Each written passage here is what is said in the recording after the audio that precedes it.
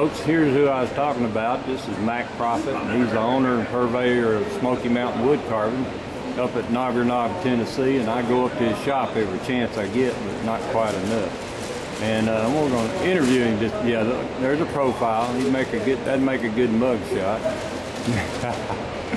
But anyway, Mac, tell us a little bit how you got started in carving. Can you hear me?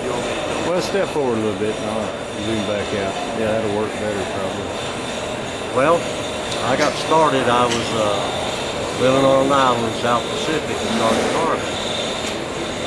And when I finally came home back to the hills, there's a little carving shop there owned by Jim Wilsford. And I went in and I said, I'd like to own a shop like this someday. And he said, well, it's for sale. So I bought it.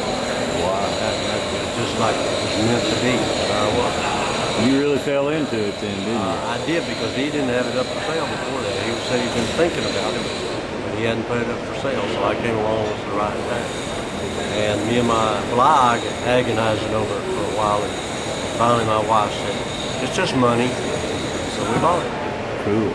Now, Mac, I know you like to carve a lot of wood spirits, and I know you do a lot of teaching and have some videos out about your different carving, but what is it that you like to carve the most? Stylized carvings. That's what I like to carve the most. It takes it's more time consuming, so the reason I like to do spirit faces, particularly, I just like to do faces because faces fascinate me. I've traveled all over the world, and I used to just love to sit in airports and look at faces. The most fascinating to me is to look at different faces, so I like to carve them. And I can sit down and carve a face now, and cottonwood bark, it takes me about 30 minutes now. It used to take me 2 or 3 days. And so the more, and the more I like to carve them, the more mistakes I realize. So I just keep on carving. Well, who has most influenced you in your carving over the years?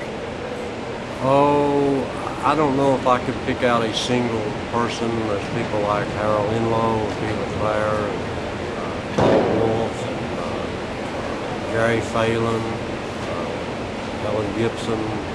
Those are some of the people that influenced me. Okay. And I know also that at your carving shop that you have a lot of seminars, you have a lot of people come in. Who's coming in the next month or so?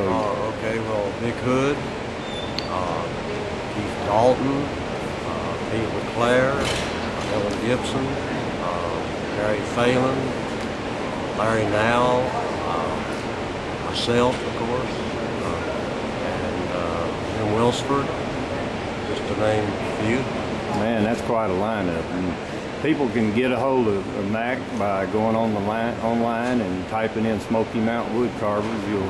I'm sorry, go ahead. Yeah, woodcarvers.com. It's real easy to remember.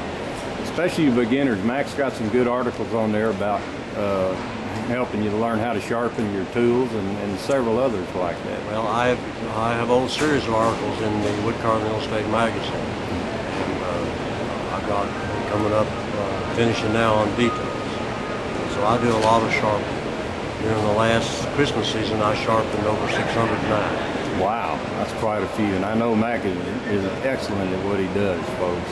So if y'all ever get up toward Gatlinburg area and go over to Nogger Knob and visit him, once you go to his shop, you'll always come back, I guarantee you. Nice of you to say. Yeah, they treat you real nice up there. Well, Mac, I appreciate your time and thank you for this interview. Thank you kindly.